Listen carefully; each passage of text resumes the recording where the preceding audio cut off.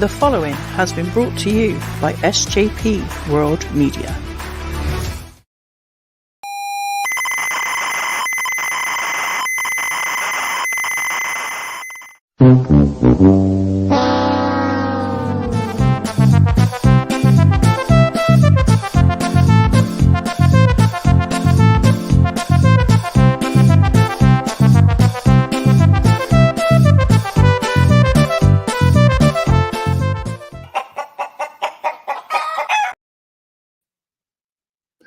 Ooh. Ooh. Someone didn't expect the intro to end there. No, that was new, wasn't it? Hey, yo. Welcome back for season 2 of Chain Wrestling. Oh, Magsy, it's been a little bit, hasn't it? It's been a minute. It has, yeah. Jesus Christ. We've had a month or so off. A little bit of time to recharge the batteries, refresh, and coming back harder and stronger than ever. Harder and stronger. There we go. You sound like a blue pill advert. But we're not sponsored by them, so we don't want to talk about it. We're probably the only wrestling podcast in the world that's not sponsored by them. Yeah. Or Manscaped. Yeah, very true. Very true. I'm just completely hairy, so you have absolutely no need for a Manscaped. No, I do not, mate. I do not. I'm looking forward to this, mate. I'm looking forward to this. Yeah, miss your bloody face. I've actually missed your face. That's something I didn't while, think I would say. Well, that's nice in a way. It's nice that you missed me, but it's a bit. I got a taster of seeing your face again in the WhatsApps yesterday when you was frustrating the living piss out of me, and then I realised, you know what, he's all right. Oh yes, indeed. Well, we'll probably get to that in a moment, won't we? Because I need you to explain things. I don't think that's explained in front of an audience thing. No, because I'll frustrate everyone else as well. I want to get people typing in caps in the chat because they'll be shouting at me. But there we go, mate. There we go. We've got I was going to say a wrestling match to talk about, but it's kind of weirdly not wrestling with wrestling again, I suppose. It's still ongoing as we speak. Yeah, well, there we go. We've got Hall of Fame, obviously, and I'm really proud of my Hall of Fame this week, and I can't wait for people to see what I'm talking about when I share a video later on. Don't look during the show because we want you to stay with us. But there you go. Yeah, great. I'm bubbly. I'm excited, mate. I'm buzzing. You know, I'm really happy to be back. I'm glad, and I'm happy as well. Good. I'm very glad. Sharon, welcome to my life, Max. just thinking he's all right. Yeah, that's it. That was actually in her wedding. That was actually in Sharon's wedding vows. He's all right. He'll do. But anyway, I did. I was there. Good afternoon, good evening, good morning, wherever and whenever you may be listening or watching from. This is Chain Wrestling Live with Mags and Si, an SJP World Media production. All brand new and rebooted Chain Wrestling and SJP World Media, which we'll probably discuss in a few minutes' time, I guess. Episode 136 in total, which is a lot, isn't it, Mags? 104 live, yeah. There we go. I am Si, and with me, as always, is the Rowdy to my Dowdy, the Hollywood Backlot Brawl to my I bloody missed you all. It's the only thing I could find to rhyme with brawl, so I don't get too soppy. So it doesn't mean a podcaster who no doubt is going to mock me for not really understanding the new segment idea he was trying to explain to me yesterday. And I can imagine the steam coming out of his ears as we were messaging. The podfather himself, Lord Mags. How's the family? How's the chickens? How's life, my friend? Yeah, everything's A-OK. Family doing good. Getting prepared for grandchild number 5 coming in the very early new year. Yeah, everything is fan-dabby-dorsey. Lovely. We've got grandchild number 1 coming in the new year. Look, you're catching me up. I'm gonna be a granddad, mate. That's a scary thought, isn't it? Very. The kids are asking me and Sharon was saying to me the other day, what's the baby gonna call you? Are you gonna be a granddad? Are you gonna be grampy? Are you gonna be I don't know, Pops or whatever. And I went, Si. You will refer to me as Mr. Powell. Sir, if you're in the presence of other people. No, my granddad name is Pops. They all okay. All the ones that could talk call me Pops. Right, okay. Oh, fair enough. Oh, there we go then, mate. There we go. Oh, so anything you want to talk about, mate? Anything you want to talk about? Anything you want to discuss before we move on? Here is your opportunity to express your frustration with me yesterday. No, to be fair, I wasn't really frustrated. I was laughing at you and I suppose with you. So with the fact that the SJP network has had a reboot and Chain Wrestling's had a little bit of a reboot, Si and I were discussing a couple of ideas to maybe refresh the segments of the show. Obviously, we've introduced Mags v Sam, we've done some Sporkle things, but we've got one semi-permanent segment coming towards the end. So definitely don't tune out straight after the match because you'll miss our new segment. But we'll get to that in due time. But we were discussing kind of rotating Hall of Lame and Mags v Sa. So we're changing up week by week and just keeping it fresh and things like that. And I had an idea of Mount Rushmore related. Now, my idea wasn't to just have a Mount Rushmore because that only covers potentially 4 weeks of content. My idea was to have people who we would put forward as potential Mount Rushmore inductees because everybody has different Mount Rushmores. It's very subjective. My Mount Rushmore is certainly different from SARS.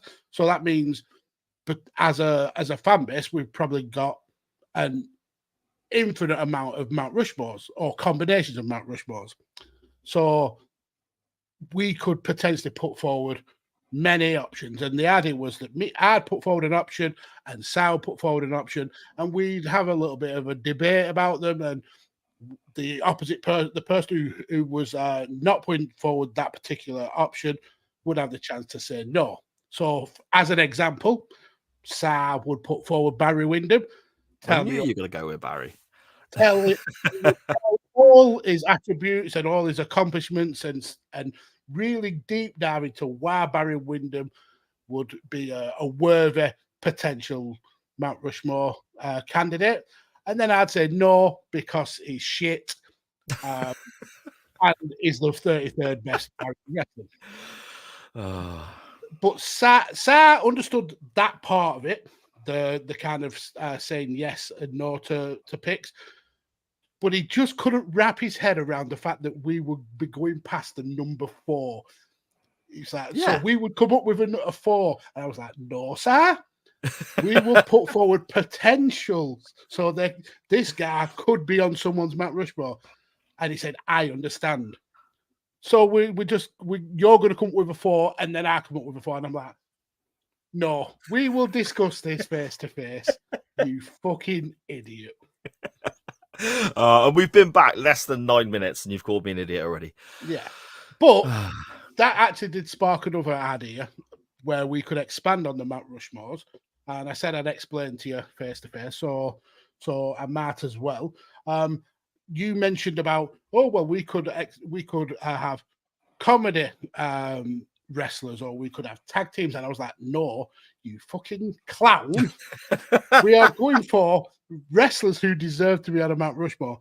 But that idea actually did spring where every month we could have a different Mount Rushmore and we would pick one per week. So every 4 weeks we'd rotate the topic and pick one comedy wrestler or one tag team or one title belt and do it like that. But I didn't want to feed that to Sa at the time because his poor little brain was already short-circuiting and I didn't want to cause him any more headache. But they're just some ideas we were talking about. So they may appear in the very near future.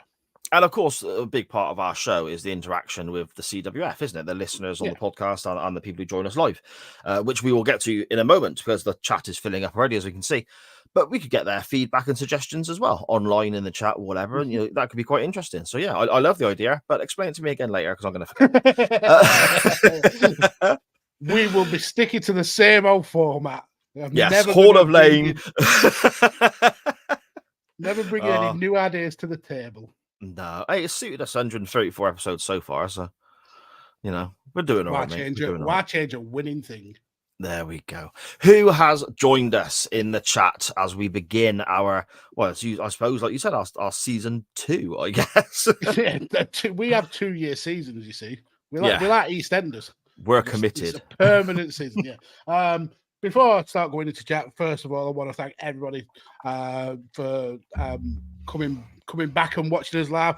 As I've said before, in this world with digital media and there's so many options, you could have easily forgotten about us and moved on, and we massively appreciate the fact that you haven't. And we also appreciate the fact that on X, that you guys have been actually really eager for us to come back. So yes, it means the absolute world to us. We will always appreciate you all. Anyway, into the comments. Starts off with a Photoshop wizard and the creator of many of our graphics, and we massively love this guy. It's superb, absolutely so. Even integrating the new chain wrestling logo as well. Brilliant. King's Pigs Banner says, let's get ready to rumble.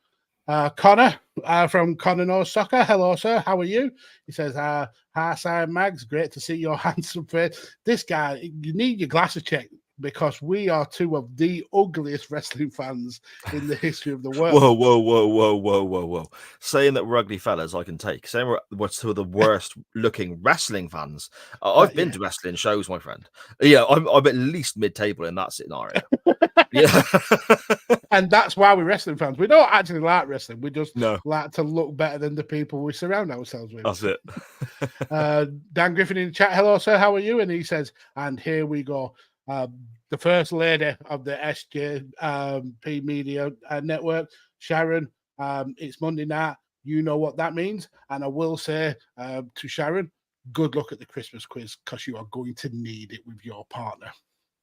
Hey, hang on. We won last time when it was me and you because of my big brain. L ladder. I'll just put that there. L ladder. The Spanish steps. L ladder. DK in the chat saying hello. Hey, your CWF. Hello to you, sir. King Pigs Banners again saying hey guys. Connor, this day. Good for muting there, sir. Brilliant. This day is going to be better than my future wedding day. Jesus Christ, that's a lot of pressure, Connor. That's for two guys who struggle with their mental health. You have just piled on the pressure there, sir. Dan Griffin says Mags is here to slurp big dicks coffee and chew bubble gum, and he's all out of gum. I'm not actually on coffee now. I am actually on orange juice. Freshly squeezed orange juice. Okay. Sharon says grumpy sir. That's what you're going to be called. Grumps. Not even Gramps, Grumps. Wow. We'll see. Connor says, congratulations, Powell family. Sending my love to you all. Yeah, I'm sure they massively appreciate that. Sar can be grumpy Grampus. Grumpy Grampus. And that's before the kid comes. That's been for the last 5 years. Sharon says you are not the first to say that. Bloody all right. Everyone's ganging up on me here. I'll only be back quarter of an hour. Now he'll be taking another month off. I will. I'll be done. Dan Griffin says Mags with a Mount Rushmore idea. Well, I never listen. Wrestling is cyclical. You've got to recycle these ideas. How many times have we had a foreign heel wrestler? So you've got to keep coming back with these ideas, don't you? So what we're saying, we're like the Muhammad Hassan of pro wrestling. Is that what you're getting at? Maybe the Vladimir Kozlov. Vladimir Kozlov. Why? Okay. The un-Americans. We can be the un-Americans. There you go. There we go. Good cop, bad cop. Hello. I'm assuming it's Graham. Evening, gentlemen. We'll be listening to you whilst watching some Chelsea Spurs. So no, that makes it Matt then. Hello, Matt. How are you, sir? King Pigs Better says, that sounds good, Mags, and it stops us talking nonsense. It means that we talk more nonsense, though. Dan Griffin says, Larkfoot will stop us talking. Well, there you go. Shit on that already. Ben Mackett in the chat saying, all right, lads. Hello, Ben. Hello. How are you, sir? King Pigs Banners again says, you should see next week's. I'm working on it now. Yet you don't even know what the match is. No. You were either psychic or you're just an absolute wizard.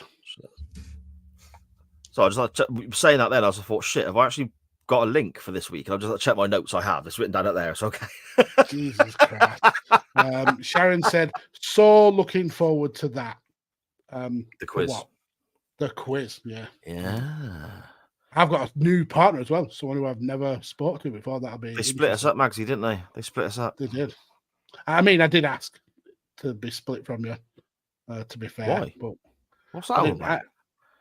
I just the smell more than anything. Oh dear. Okay, let's move on. Benny says, is Sar sat in the place where the magic happens? Well, there's no bear in the background, so could well be. Bob's gone, mate. Big Bob's disappeared. He's gone next door to Livy's room. He's been bear napped. Yeah. Yeah. Well, I demand Big Bob is returned to us, Olivia Sam, if you're listening. Mr. Powell demands that the bear is returned. Yeah, he's like the chain wrestling mascot now, isn't he? He is, yeah. People miss him more than they miss us. If you just put that bear in front of the camera, we 2 hours. Way more viewers than we get talking. Just a couple of minutes at the beginning to see what T-shirt is he wearing this week, and then everyone just shut off. Everyone goes. Yeah. The peak on the analytics is really high for 35 seconds, and it drops off a cliff when we open our traps.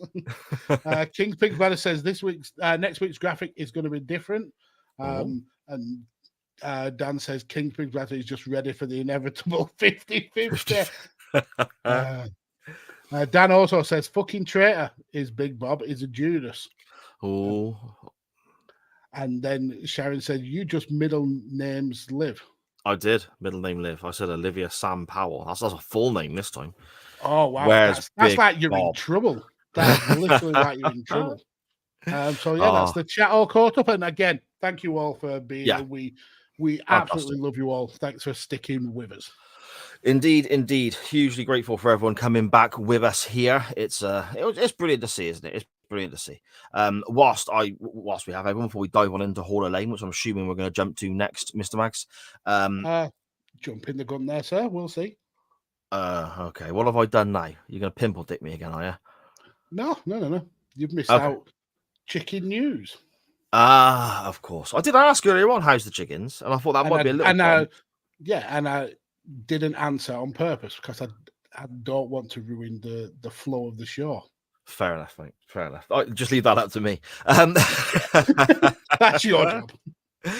There's a couple of new shows on the network that I want to give a quick shout out to. First of all, we have the Axe Playlist podcast. Some of you may have heard me as a guest on it quite a few months ago now, but the lady who hosts that, along with her husband, have joined the network. That's going to be released every Wednesday at the moment, and they're looking for guests. So if anyone wants to jump on, talk music with them, it's a simple format. You can either choose a type of music, or you can choose a band, 15-ish songs, and then just talk through why this band means so much to you, why this playlist means so much to you, like whether it's a certain mood or whatever. And the playlist gets knocked up on Spotify, the link gets shared in the comments, and so on. We've had the second episode is coming out this week. It's brilliant. Really, really good show. Really enjoy that. So make sure you're checking out the Axe Playlist podcast.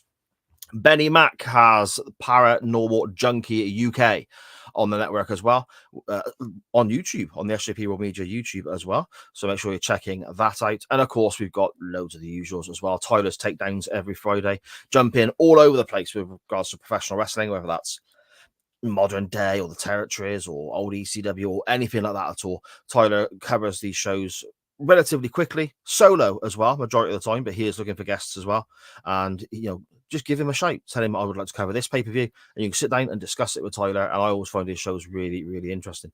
There's loads going on. The return of the waiting room happened last week. We've got another episode coming out this week and every week going forward, I hope. So much going on, so make sure you are subscribed. That's the huge, most important thing. You are liking everything, subscribing everything, ringing the little bell on YouTube, subscribing on Spotify, Google, Apple, wherever you get your playlists.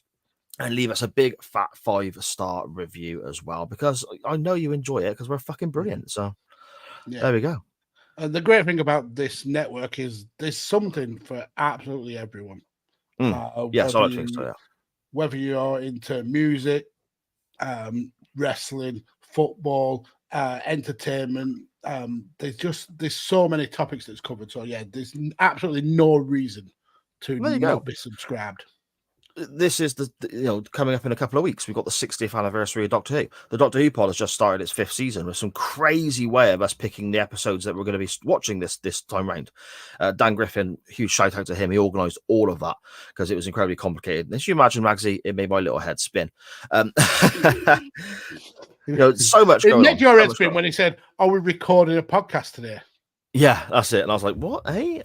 The volley, of course, as well, covering live football matches, alternative commentary, and all that great stuff. And then their podcast that comes out, giving you a quick recap of what's happened over the weekend as well. Mm-hmm.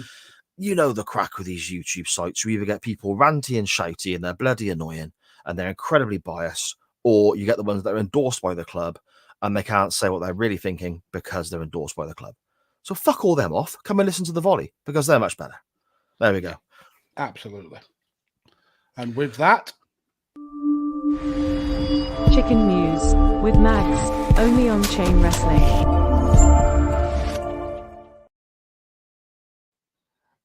I think I may have overhyped this chicken news. I've made it sound bigger than it actually is.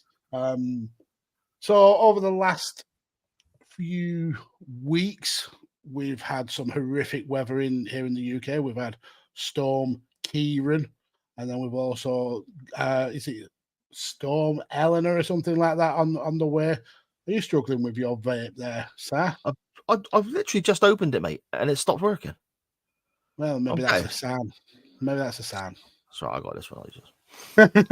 Yes, so we've been battered by horrific weather, which has made the chickens run very soupy, let's say, very sloppy. Okay. So yeah, it's like walking through absolute mud. But the chickens love it because it means all the worms come to the surface and they can snaffle them up. But this week there has been a little bit of a problem. So chickens are fed with something called layer pellets. So they're for chickens of a certain age where they're in the prime for laying. So it's got all the things that they need to make sure they lay the best eggs. Things like it's got protein and ash and things like that. But my pellet supplier didn't deliver the last sack of pellets, and they are running quite low. So we had to improvise a little bit. So I made what I tend to do with the chickens is they get the feed whenever they want, but then in the afternoon they have a little treat. So it can be anything from fruit or some seeds. Turkish delight, stuff like that. Yeah, they're not massive fans of arrows for some reason. Yeah, okay. Can you imagine a chicken eater keep eating a turkey delight? Jesus Christ. So with it being Halloween, we had a couple of pumpkins in the house. So I had the great idea of giving them the pumpkins, because otherwise they're going to end up being thrown in the compost. Nobody eats the actual pumpkin, do they? It ends up getting thrown away. So I thought for a second then, when you said thrown in the and you went to say compost, I don't know why, but in my head I thought you were going to say canal. And I was like, is that a Burnley thing? It's fucking round like that and dump.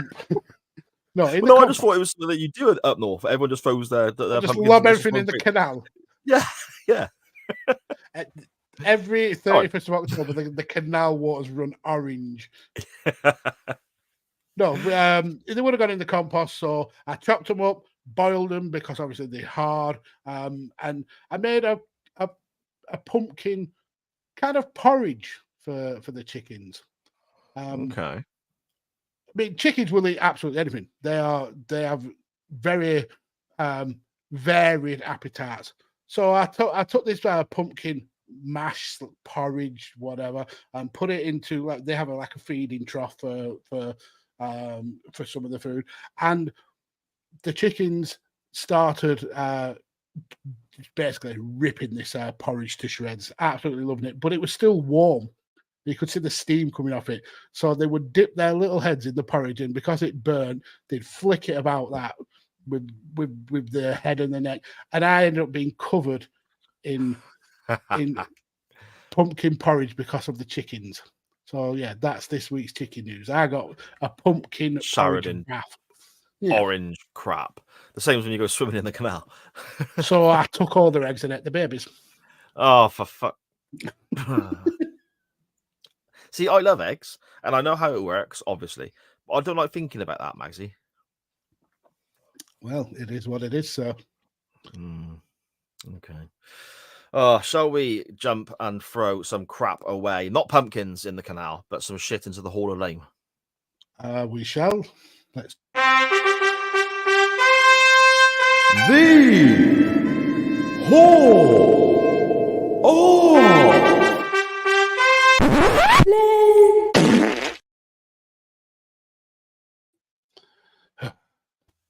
What you got for us, Magsy? Yeah. Something happened over the last couple of weeks that really boils my wrestling piss. So It's different to your day-to-day piss, obviously. Yeah, it's a lot smellier. Of course. Yeah. More of a loner. It goes in the basement a lot. So on the 25th of October, Jesus Christ, on the 25th of October, AEW Dynamite aired, and somebody made their AEW debut. That somebody has been around the houses in wrestling for many a year. Retired more times than we have had hot eggs. Ric Flair rocked up on AEW Dynamite. He did indeed. To be involved in essentially the long-term retirement plan of Sting. Now, Ric Flair back on TBS, huge deal. Yeah, it's great. And then you hear the news that they signed a 2-year deal with AEW. I thought it was longer, actually. It was 2 years, is it? Yeah, so he said long term. Okay. Him and Tony said it's a multi-year deal. Rick has confirmed that it's a 2-year deal. And he's also confirmed that he has had doctor's approval to wrestle again. Mm-hmm. So that just, it boils my piss, because wrestling is one of the only sports entertainment where someone can retire and then keep coming back over and over again.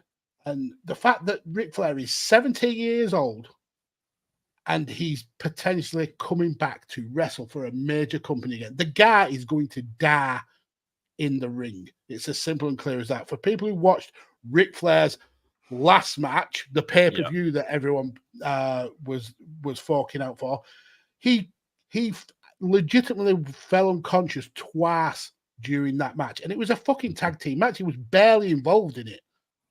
So the fact that a 70-year-old Ric Flair is signed a 2-year deal with a major wrestling company to come back wrestling it just fucking annoyed me.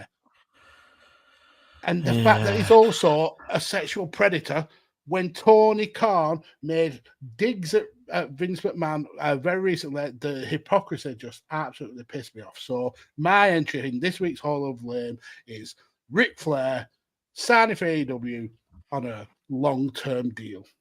See, it's difficult for me because I'm a massive Flair mark, as you know. You know, he's one of the two of the best ever. Simple as that. And I'm always going to have that side of my fandom take over, I think, in certain moments. So when Sting was in the ring and Flair's music hit, I was excited. I was genuinely happy because it's Ric Flair back on television and so on. But that's because I don't think things through. That initial buzz is like, oh, fantastic, it's Flair. When that wears off and I calm down a little bit and I think about it, it's like, oh, this isn't a good idea. This is not a good idea. I mean, even if Flair said that he's been cleared to wrestle, but AEW have said they're not going to allow him to. But that'll change. Let's be honest. The Flair's going to do something, isn't he? When the ratings drop. Yeah, there you go. Or drop further, should we say? Drop further, yeah. Even if Flair is not wrestling, if he is going to be in Sting's corner or as a manager or something like that from now until Sting's last match, which I believe is going to be in February, isn't it? The pay-per-view they're talking about. Yeah. Revolution. Is that not a little bit of a distraction? Because regardless of what your people think about Flair now away from the ring, away from wrestling in general, on television, he's still got something about him.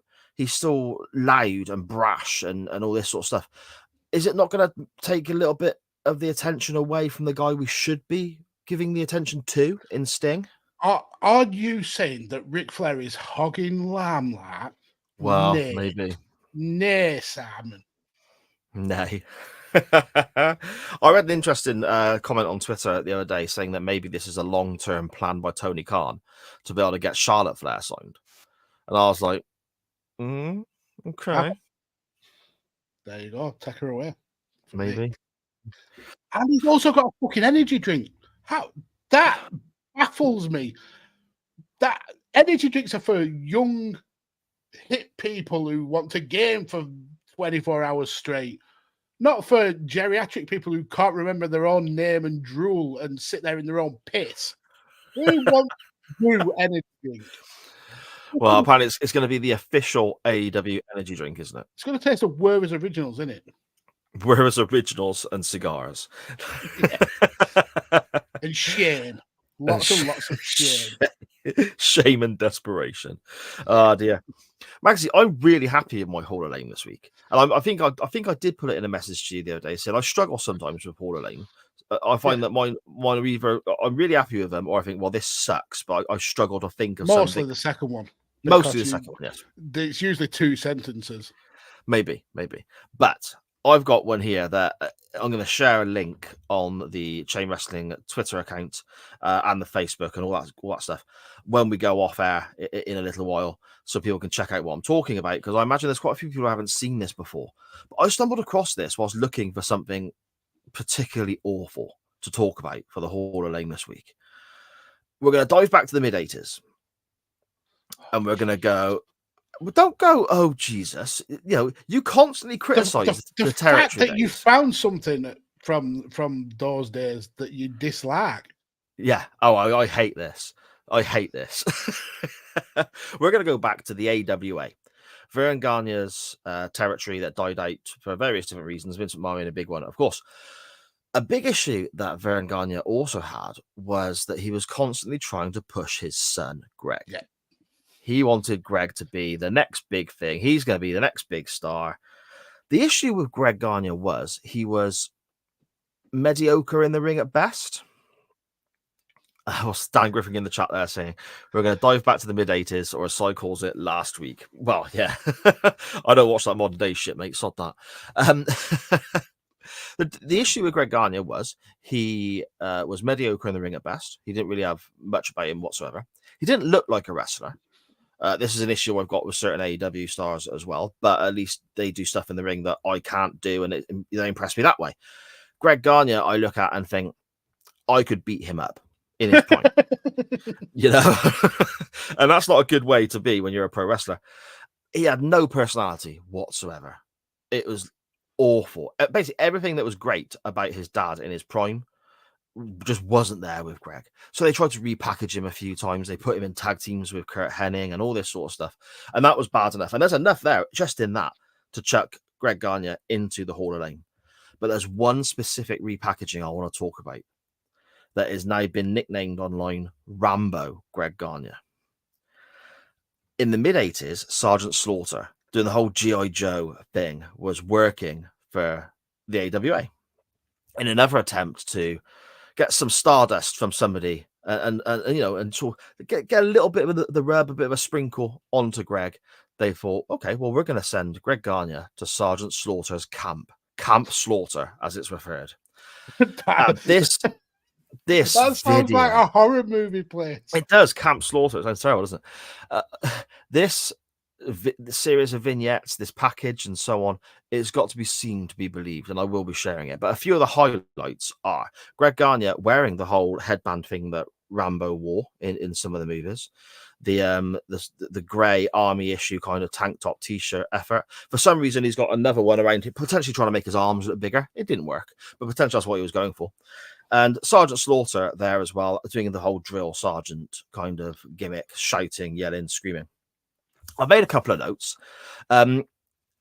Basically, he's getting trained by Slaughter to be a machine so they could tag up and go and win championships and win matches. That's their whole ethos for this whole thing they're doing. The whole thing is overdubbed with a weird kind of panpipe, almost 1970s low budget porno music over the top. Really? It's pretty dreadful.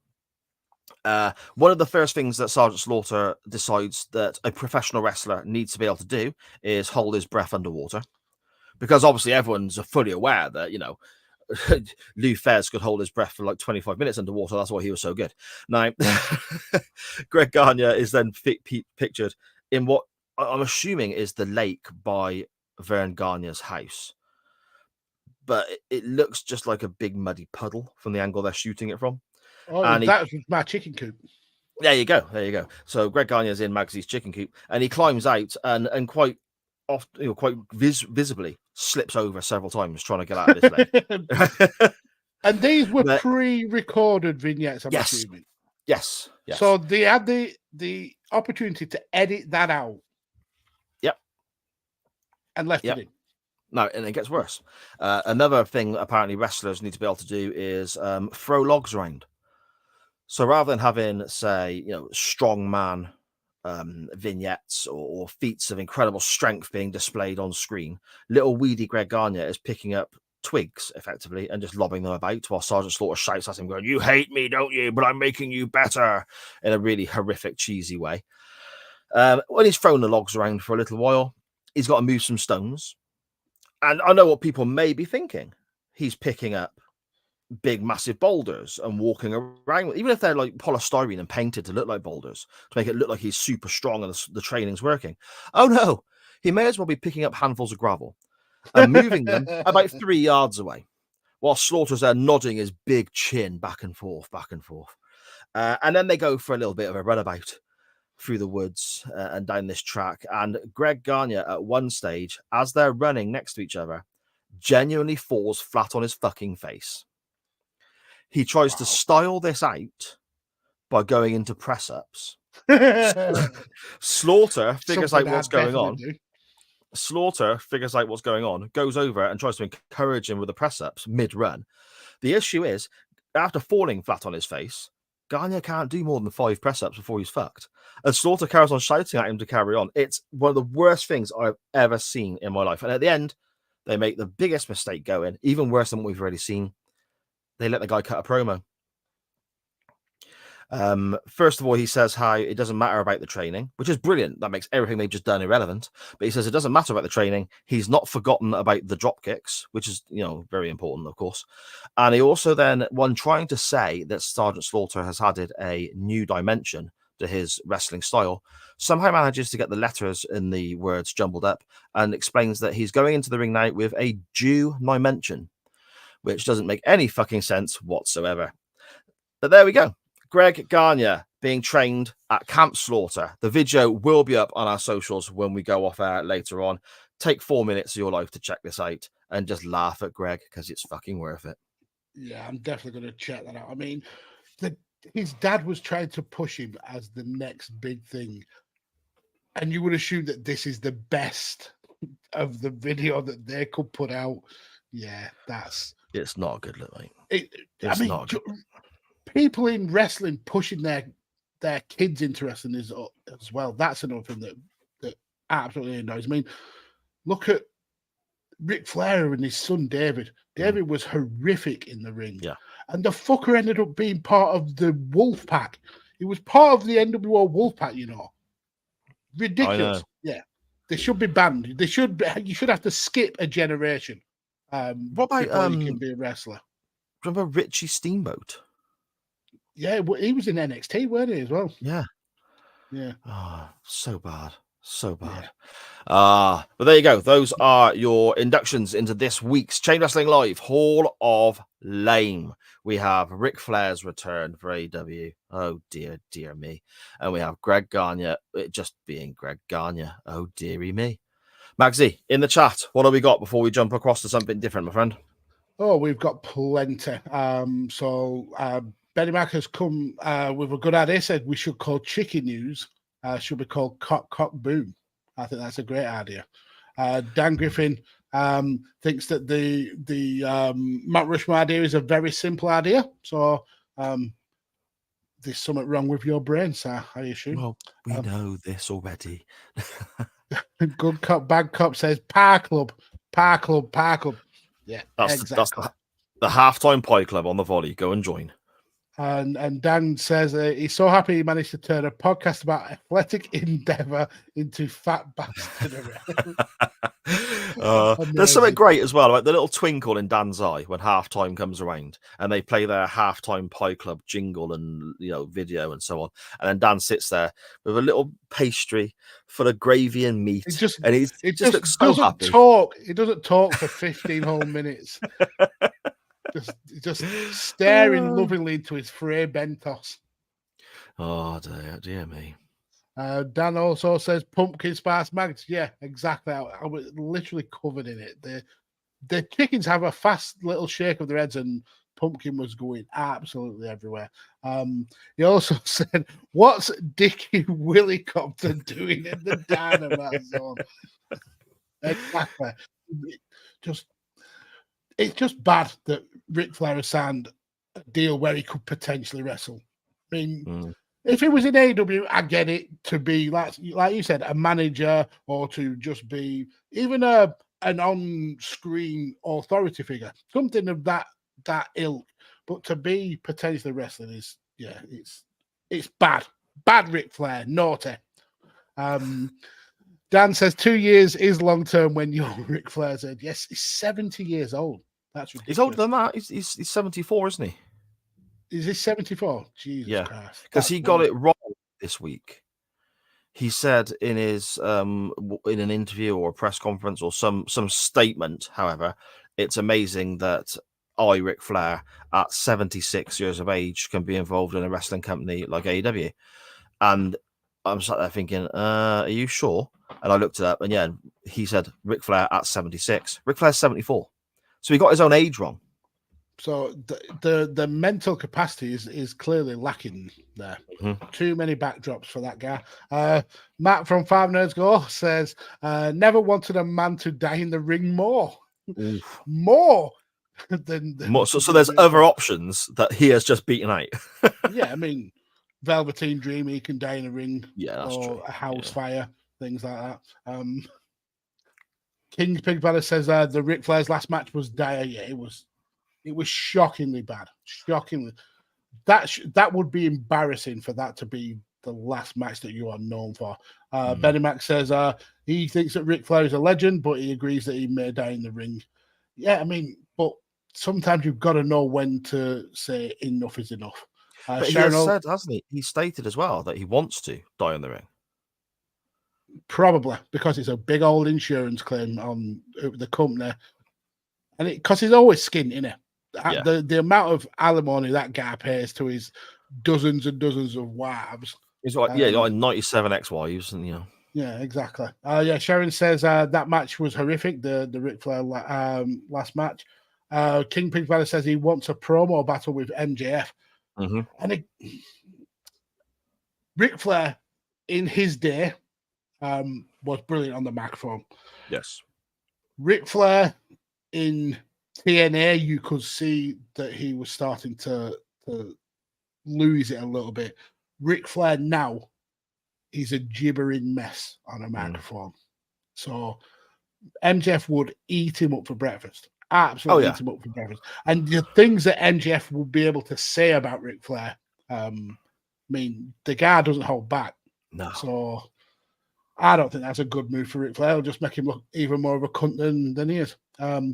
Benny Mac saying what the whole wrestling world is thinking. I hope Flair isn't Sting's last match. You know that's what he's going for. That's what he's hoping, isn't it? Yeah. I mean, it's as a story, it would be beautiful. The guy that brought Sting into wrestling and made him a big name Sting is the guy to take him out. But he's 70-odd-year-old. And he shouldn't be in a fucking wrestling ring. Anyway, Dan Griffin says, I'm sounding a bit hoarse. Listen, don't you jinx me, Mr. Griffin. I have not yet once coughed in this show. Si's the cougher this week, so don't jinx, if you don't mind. Were you coughing on the Monday nights that we were off? Just out of curiosity. I cough on every night that we're off. Oh, okay. Yeah. I don't know how I've survived 46 minutes without coughing here. Benny Mac says, what's the energy drink called? The pacemaker. It's called Woo. Woo energy drink. So next time you're in Poundland or Pound Stretcher, ask them if they've got a Woo energy. I'll get one. I'll try one on the show. I don't want to try it because I don't want to give a sex offender money. So fair enough. 5 Days Ago says it's for geriatric people who still use Viagra for chasing their stepsisters. Oh dear me. Oh good lord. And he would, he would. He'd Marty Jannetty the F out of that stepsister. He would Marty Jannetty. He definitely would, wouldn't he? In fact, he'll be fuming that Marty's beat him to it. Yeah. Merchandise and all that, like, potential t-shirts and stuff. Woo! There's original flavor from Good Cop, Bad Cop. Matt says, I've totally lost my train of thought there. Matt from 5 Nerds Go said that Sa going back to the 80s is like back to when I was in my 40s. That's very rude. That is very rude of you, Matt. I don't take kindly to that at all. We're going to dive back into the mid-80s, says Dan Griffin, or as Sa calls it, last week. Matt from 5 Nerds Go then says, no personality has never stopped Ricochet from existing. But the difference between Ricochet and Greg Gagne is Ricochet has wrestling talent. Greg Gagne has a famous dad. Ricochet's always going to get booked because he can do 87 fucking backflips that make no sense. But anyway. Yeah. But it looks good. Where Greg Gagne falls over and pretends to push up. Bit of a difference. Get up, you maggot. Benny Mac says there is a Camp Slaughter film. I've just Googled it. Sent you the pic on WhatsApp, sir. Don't know if you can make that out very well. Please be starring Sergeant Slaughter. No, it's not, mate. 2004 it came out. I mean, Sergeant Slaughter is still alive. He could have been in it. I know Sergeant Slaughter's still alive. Pretty certain he follows the show on Twitter, actually. Yeah, he follows a couple of my dead accounts that I haven't used in years. Do you think he's lonely? Yeah, I think he just likes wrestling fans. He lives the gimmick, doesn't he? Do you think he's just sat up in Camp Slaughter now, all alone, looking out to that lake, just going, I don't think there was really a Camp Slaughter, to be honest. Greg, come back, I'm alone. You maggot. You maggot. Solitary tear running. An army man doesn't cry. 5 Nerds Go says he doesn't think that Greg Gagne had the strength to throw around poo logs. Just lowering the tone every time, Matt. Bennett is Slaughter making him do his gardening. Brilliant. Yeah, maybe he was. Perhaps he wanted a nice water feature built or something like that. Yeah, exactly. Dan Griffin saying it as it is, Greg Gagne was so fucking shit. And then Benny says, "Think we've all actually been in the WCW's NWO." Yeah, I've got the T-shirt to prove it as well. So I've been in the Wolfpack. Have you been in the Wolfpack, sir? Not the Wolfpack, no. I've got a black and white T-shirt though. So. Oh yeah, you were the B team, weren't you? Hollywood, You were- mate. you were- you were- B teams, the originals, mate. You were in there with Vincent and Stevie Ray, Buff Bagwell and shit like that. Scott Norton. Scott Norton, bloody hell. Dan Griffey Weirdest says, shaped man in the world, Scott Norton, wasn't he? He was an odd shape, wasn't he? Let's be honest. He was just a very, very odd. Dan Griffey says Richie Steamboat fizzled out very quickly in NXT, but he was quite good in FCW. One of the worst was David Sammartino. Oh, yeah. Yeah. Sometimes it pays off with generational wrestlers, but sometimes it just doesn't. Richie had a serious back injury, I believe, says Matt from 5 Nades Go. Dan Griffin says, it was when you said nay, a bit hoarse. See, yeah. Look at that. Jokes on jokes, Dan. You're amazing. 5 Nerds Go says, you should see some of the things Graham from Good Cop, Bad Cop sends me. That's lowering the tone. Yeah, I mean, it's these wannabe Americans. You've got to keep an eye on them. So, yeah, that's the chat all caught up with. Lovely stuff, mate. Lovely stuff. Now, with regards to our non-wrestling topic this week, we kind of really didn't chuck it out and call it a non-wrestling topic. We just kind of asked what's gone on since we've been away. And we had a few people give us shout outs on a personal level and so on, what's happened to them since we've been away and so on. And obviously people in the chat, if there's any headlines, the weirder, the funnier, the better, please give us a shout in the chat and let us know if there's anything you want us to discuss, anything you want to bring to our attention. We've also got a couple of comments from our previous non-wrestling topic, Maxie, which I can read out on my phone as we go along. Shall we dive into the non-wrestling topic now? I mean, there's no better time.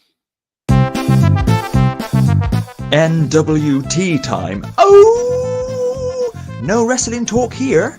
It's the non-wrestling topic. Lovely. Nice. Lovely. Nice. Oh, lovely. Lovely.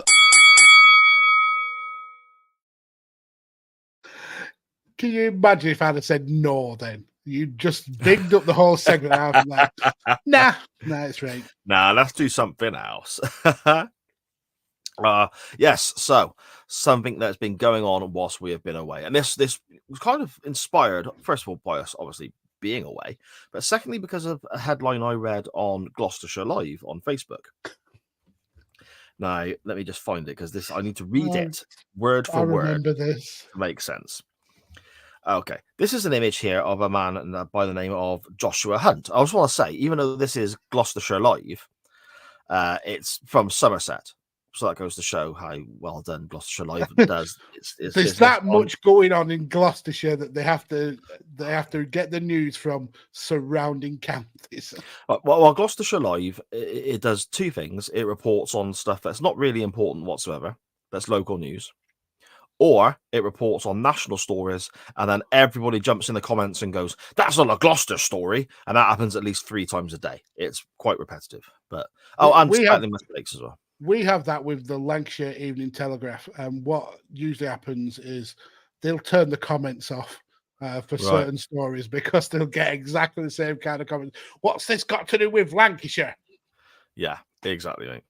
So anyway, in Gloucestershire Live, there's a headline that came up about somebody called the Somerset Gimp.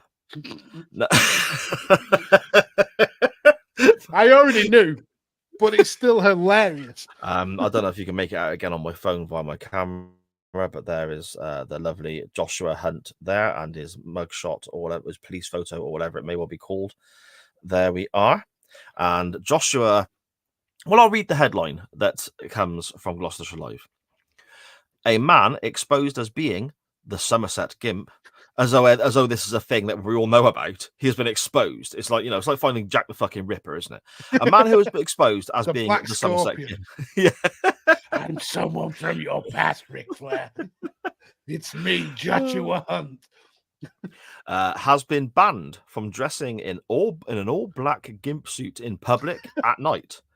And this has got quotation marks around it. That's where your gimp suit went, sir. It did, mate. It did. He has been banned from wearing a gimp suit in public at night and crawling, wriggling, or writhing on the ground. But this is the bit that gets interesting, okay? He's been banned for 5 years. So in 5 years and a day, oh, Joshua's going to be like, I've been waiting for this, you know. I've been waiting for this. The old talk's going to come out so we can slip back into that suit pretty quick, you know. My So band's up, watch out. boys. Watch out, people in Somerset. In November of 2028, he's going to be back. The Somerset Gimp will be back. He's been banned for 5 years. Joshua Hunt, 32, has been linked to 25 incidents across the county by the so-called Gimp.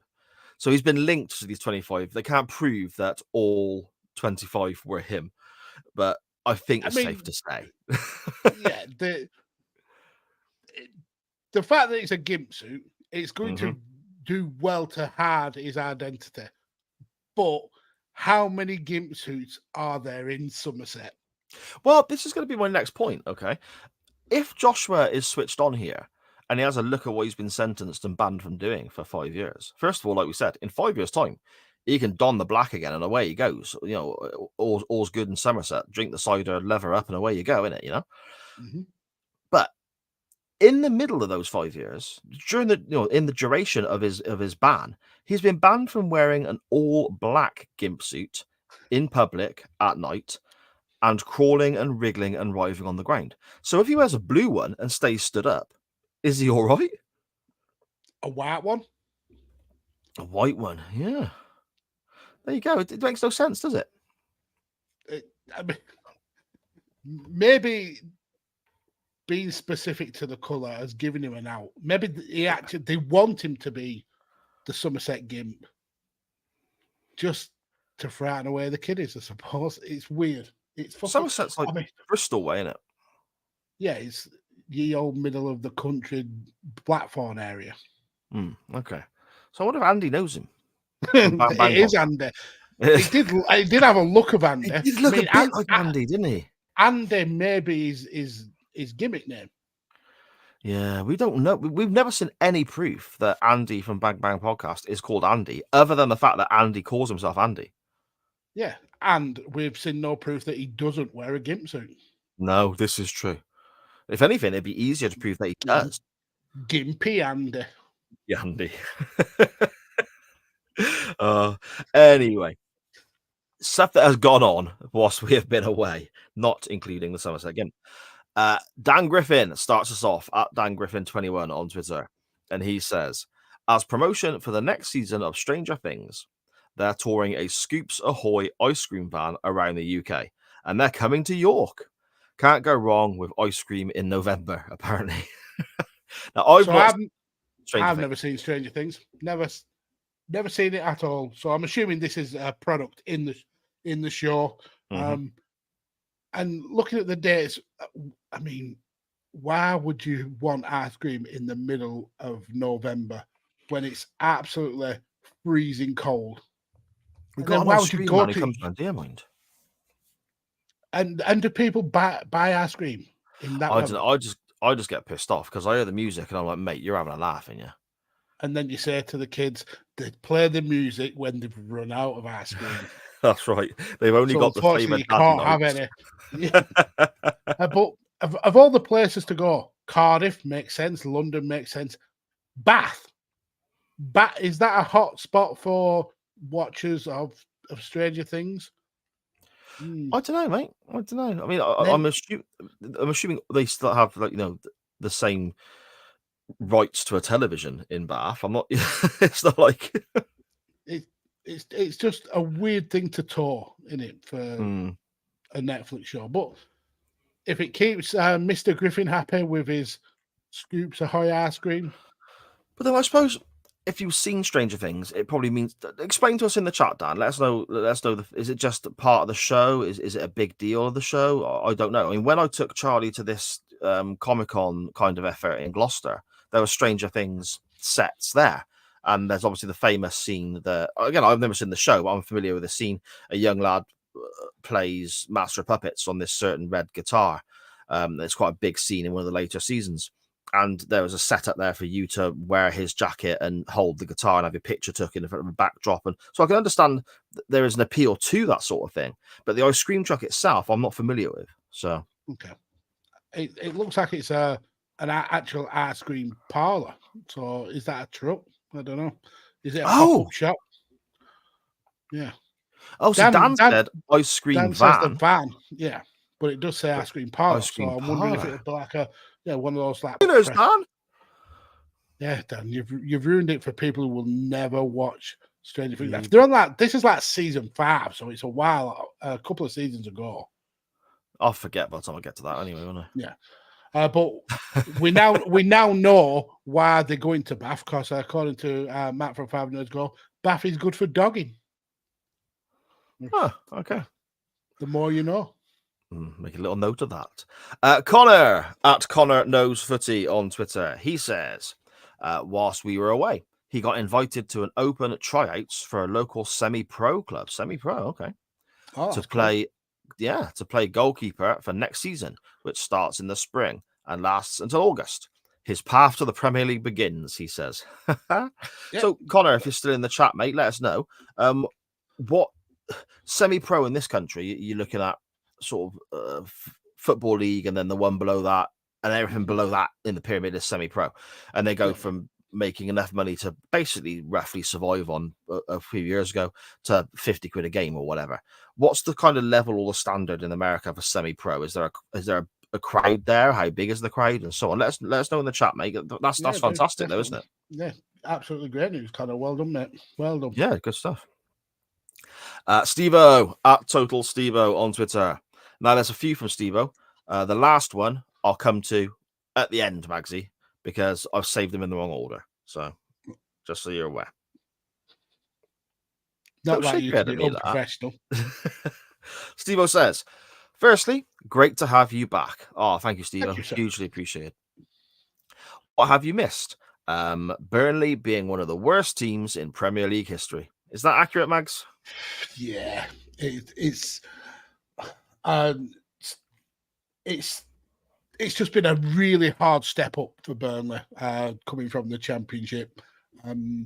We have had, to be fair, we've had a tough run of games early, but we've also had some games that should have been winnable.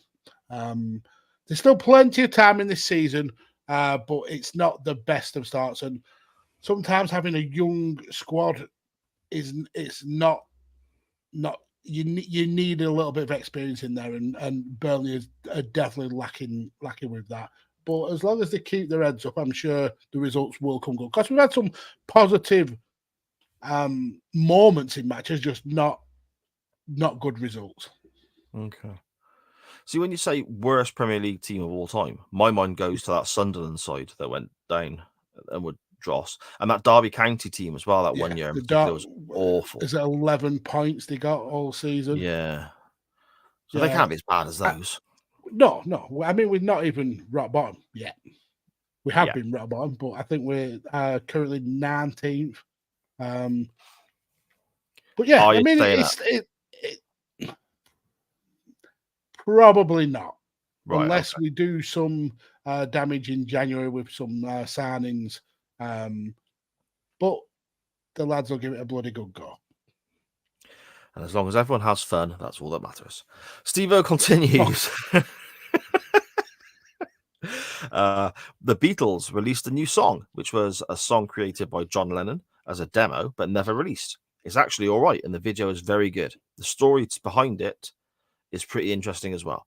Now, that sort of thing always fascinates me. How, I mean, you always get that one, when somebody dies, especially like recent musicians die, you give it a year, or maybe even not that, 6 months, and it's like when all the best ofs and all that, the sales of that start dropping off.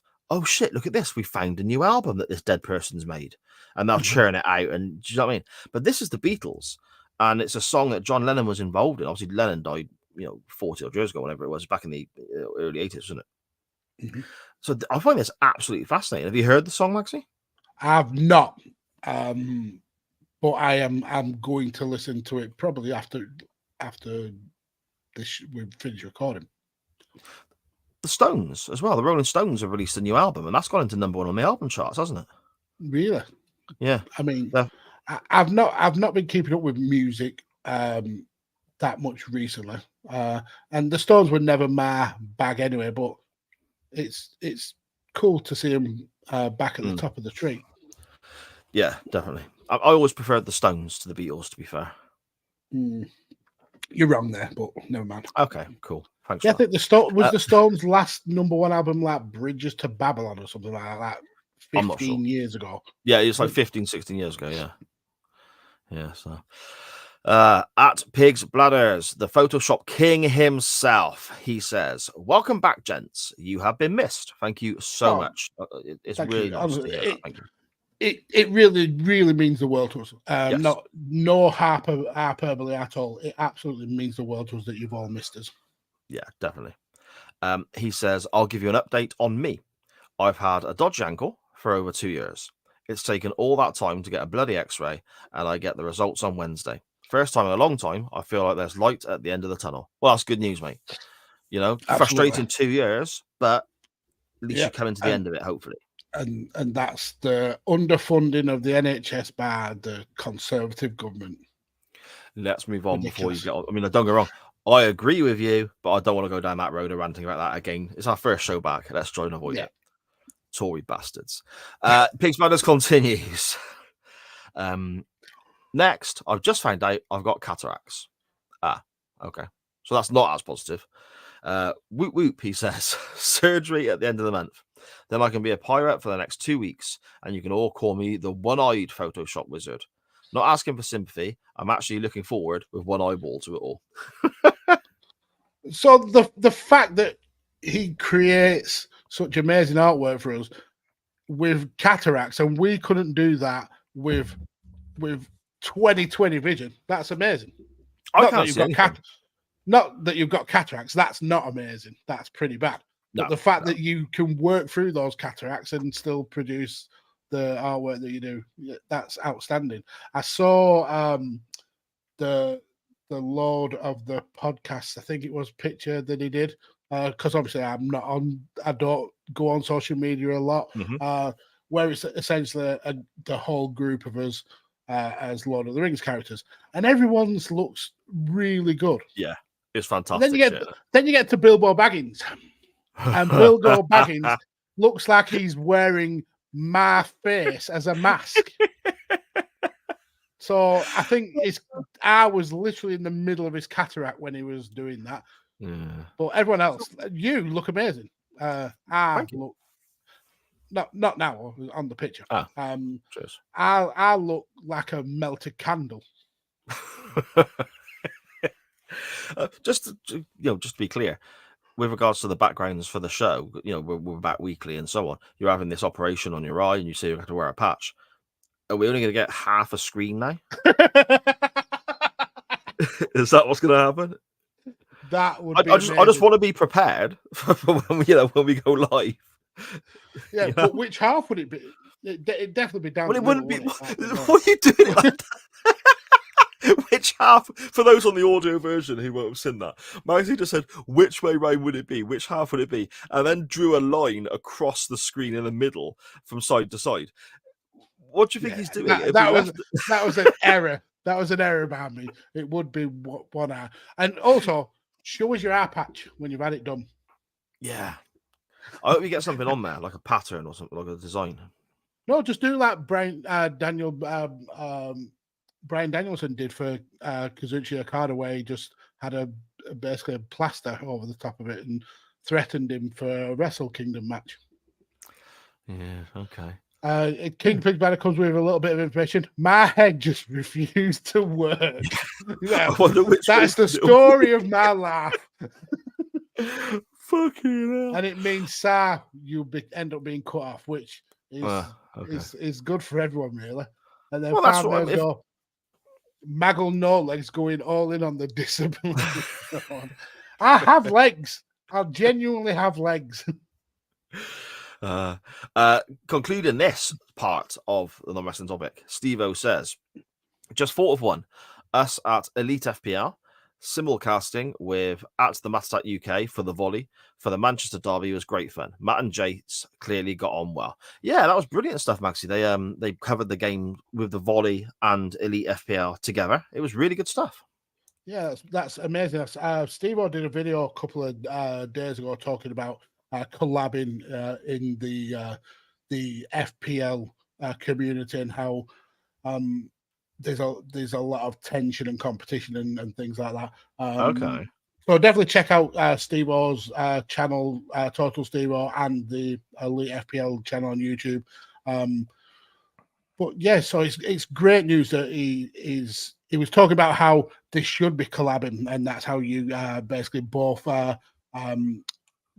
channels grow because of the combined subscription. So yeah, it's great that that basically they are getting along and being able to enjoy simulcasting. Hopefully everyone will benefit from that. So yeah, that's brilliant news.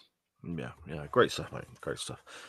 I have got some replies to our last shout out for a non-wrestling topic, but obviously we haven't got them available on the screen there. So I'll just read them out quickly and we'll scan through them. I'm gonna try and find them.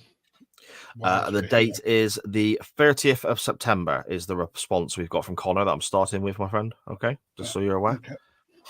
But I will begin. Have we been away that long? Jesus Christ. Yeah, mate, a month, innit? Like, well, you did say a month at the start of the show, so you are aware.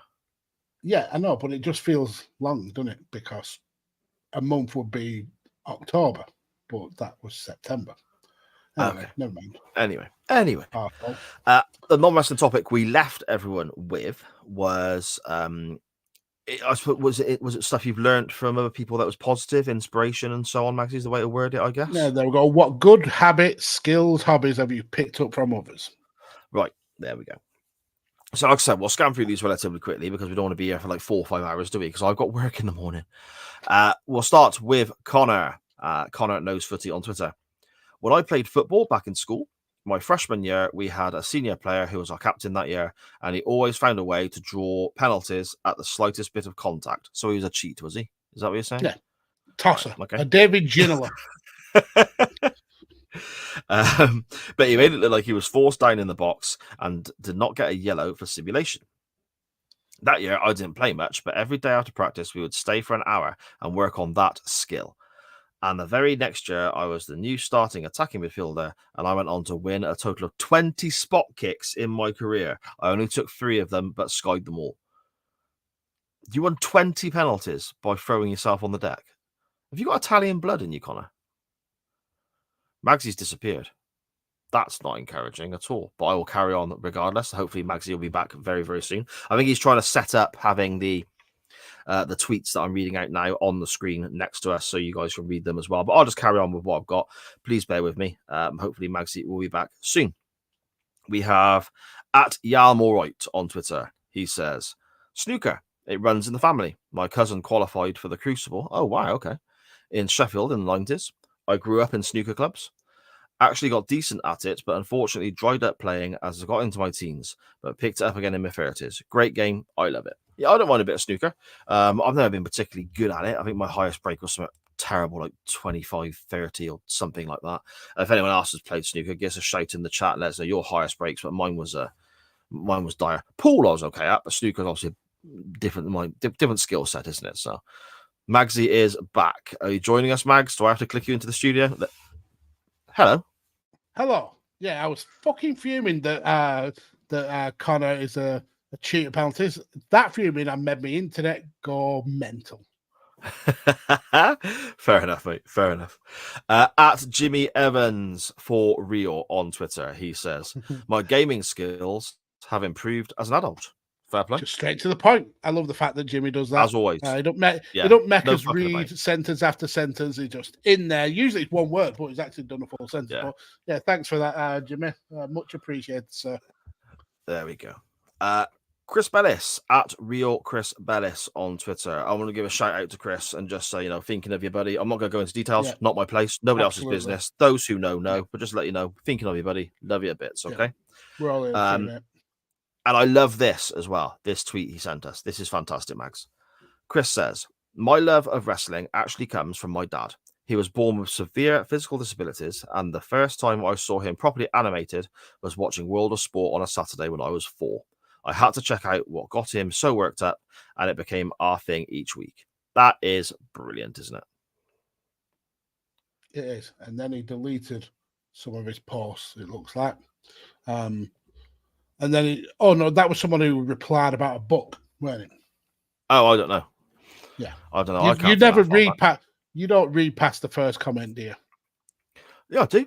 But I screenshot them separately. So, for example, I'm coming on to Steve-O's now, right? And whereas I can read what Steve-O responds to his own tweet, I've screenshotted it separately to make sure I'm reading them all out, because otherwise I will miss them. That's and fair. then you'll go, you haven't read that one. Fucking you. Even your bed. Wow. And that is exactly how you sound as well, just so you're aware. I thought I was saying it then. I was just getting angry at myself. Steve-O, at Total Steve-O on Twitter, he says, truthfully, both yourselves and at UTT Rob, at Bang Bang Podcast, and at Dan Griffin 21 inspired me to do solo podcasts and got me to resubscribe to the WWE Network again and watch through the Attitude Era again. Well, I'm glad of that. That's nice, isn't it? Yeah, it's one of the best things about being a content creator for me has always been talking to other people and that person then finding their voice and going out and making content of their own. It's the biggest praise that I could ever be involved in. So the fact that I've played a little bit of influence in that, it's amazing, and all power to him. Yeah, definitely so. Definitely so. Steve-O continues. Going to the gym was down to my brother. He started young. It's weird. He's got the physique of John Cena, but looks facially like Arnie. Okay. Oh, that's unfortunate. Yeah. He suggested me going to the gym. 17 years later, it's still going. It's a huge part of my life. Yeah, fair play. Yeah. Obviously, I've never gone into a gym to lift weights or do anything like that. I've gone into gyms, but that's because they had a bar and I like the barmaid. But I've not gone into the gym to work out. So, Steve continues. Doing what I do with Elite FPL certainly inspired to going at it and sticking to what we all do. Thanks to at Let's Talk FPL, at Planet FPL Pod, and at FPL_Juice. Yeah, so again, that's that community that they're all part of for their fantasy stuff, isn't it, Magsy? Yeah, it is. And it's the fact that he's found something that he really enjoys. That's half the battle sometimes when you're creating content, in enjoying what you're talking about. So, yeah, amazing stuff, Steve-O. Yeah, there we go. And finally, and it is finally, because this is the only one the last one I've got, Mags, unless there's any I've missed. Steve-O says, definitely a habit of my dad, bottling up my anger until it unfortunately comes out in an aggressive manner. So there we go. Yeah. I can't say I'm exactly the same, but I did used to bottle a lot of things up. But the thing that worked for me was therapy, sir. So find somebody who you can talk to and get that aggression worked out, rather than doing something silly and maybe hurting yourself. So yeah, definitely look into that. There we go. Yeah, that's it then for the non-wrestling topic and our little update as to what's been going on whilst we've been away, Mags, unless you have any there that you're looking at. No, I think we've covered. I mean, covering 2 non-wrestling topics in an episode, that's great, guns. We're on fire today. We're absolutely on fire. Superb, mate. Let's send it all to shit now by scanning through the chat and then talking about some fucking nonsense with Goldust. So there's only a couple, most of them from Mr. Griffin, and he says he did a par running at the end of the stream for the crossover stream, which is absolutely amazing. Dan also says, I'm pissed off in disgust at practicing winning penalties. Yeah, that's scummy. Connor, mate, that's scummy, that. Practicing that. Yeah. Don't get me wrong. Drawing fouls is one thing. I mean, some players are really good at it, but practicing drawing fouls, that's scummy, sir. That's absolutely scummy. King Pigs Brothers saying he used to be awesome at pool. Pool, I was never brilliant at, but I wasn't bad at. I can handle myself around a pool table. but getting the angles on a snooker table Yeah. was something I was never able to do. Never, I was not good at it. Darts is another thing. Horrific at that. I cannot understand how people can control the throw for a dart to go in a little segment that I can barely see. It just baffles me. Absolutely baffles me. We've got 2 dartboards in the kitchen. One is normal height and shut up, you knob. And the other one is set up lower down so the kids could play on it when they were little. And at one point, I got what I thought was pretty decent, and I was okay. My average was okay. If I got down to a finish, I could normally check out ish, but I wasn't drinking too much. And the lads from football will come over, and I'd beat half of them. The other half they beat me. And then one lad played for us who we weren't aware of at the time. Actually played for the county, and he was just different level, mate. It was ridiculous how good this guy was, to the point where he'd get pissed up and just start showing off. And my kitchen, where the dartboard is, there's like a partition, and that's where the dining room is, the other side of the partition. He would go and stand in the dining room, throw diagonally, and still hit the treble 20 from. It was absolutely ridiculous. And he was banned from your house and never. Oh yeah, that was it. He didn't come around again. And then lastly, Dan repeating everything that we just said. Big love to Mr. Bellis. Yeah, reach Indeed. out to any of us in our group. We're all here for you, sir. Indeed. So then, Max, I suppose then, seeing as this is a wrestling podcast, apparently, we better talk something that happened at a wrestling event that I don't know if it is wrestling or not, but let's talk about it anyway. This is a thing that happened. Let's get ready to rumble!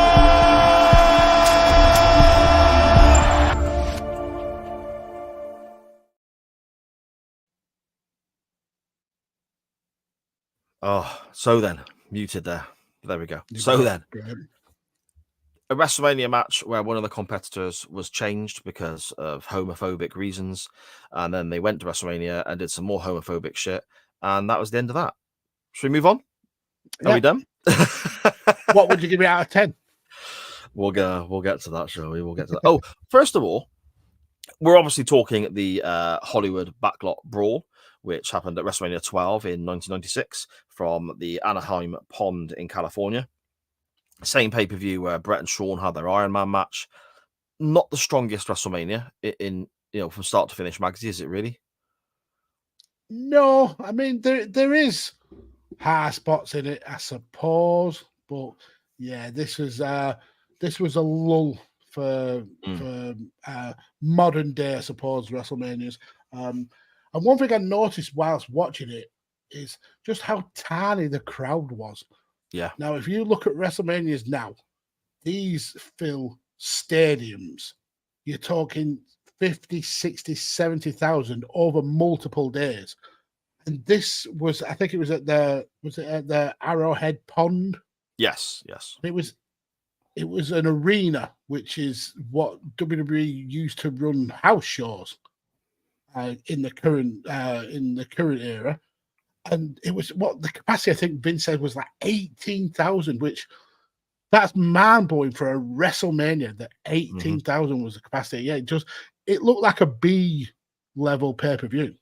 Yeah, and they did around that time, didn't they? The WrestleManias. I mean, I'm up to WrestleMania 10 on the HBK podcast. I'm going through Shawn's pay per view career. But starting at WrestleManias, so I'm up to WrestleMania 10 that's coming out next week. WrestleMania 9 comes out tomorrow, actually, as we record, or yesterday, or whatever, if you listen to the audio version. WrestleMania 9 is obviously outdoors. There's only like 15,000 people there. It's ridiculous. Mm-hmm. Yeah. And then that looked terrible, but apparently the money they made from that WrestleMania. Yeah, because it was all because of Caesar's Palace and things like that, wasn't it? Yeah, that WrestleMania, the buy rate for it and so on as well, beat the following few WrestleManias. Yeah. So maybe it's not always about the crowd, but the money they're making from it. I mean, look at Saudi Arabia, the money they're making from them shows.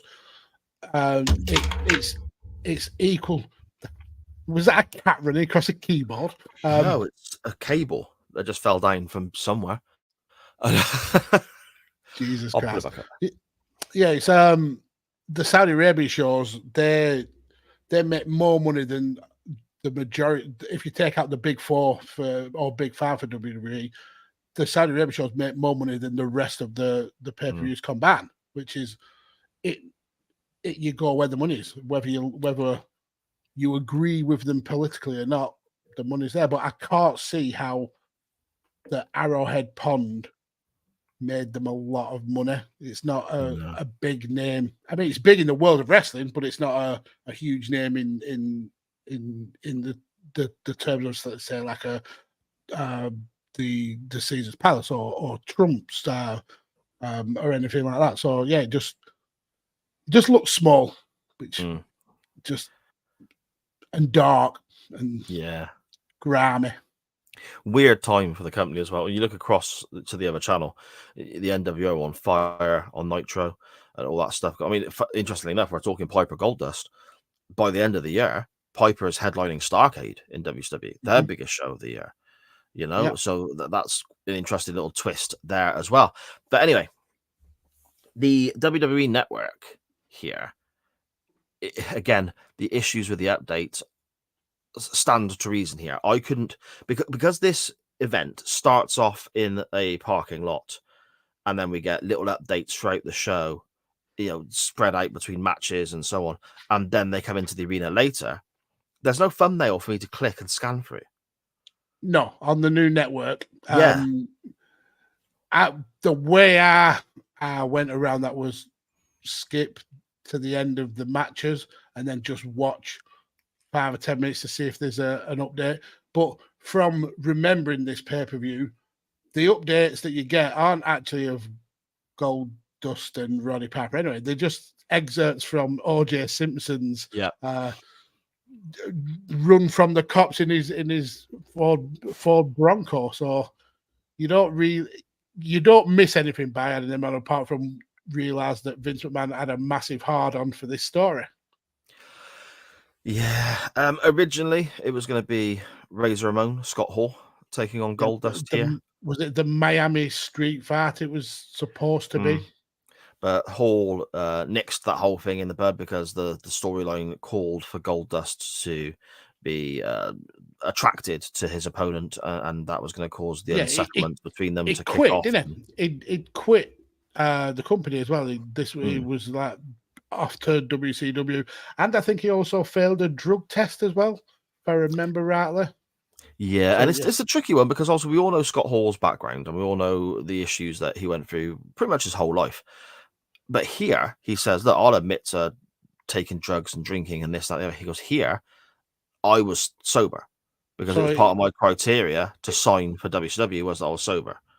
But the drugs test he failed when he said he wasn't going to do this storyline was apparently one that was took from him 6 months previously, in Scott Hall's words. And now all of a sudden this positive drug test is turning up 6 months later.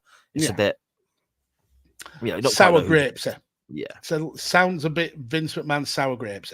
Well, there we go. It's a tricky one to cover this, I think, really, because there's a lot going on without a lot actually happening, as much of a contradiction as that is, because we've got all the stuff with the hose pipe and the bat and the cars and so on. But then when you break it down to talk about it, there's not actually much to really bring up, is there? No.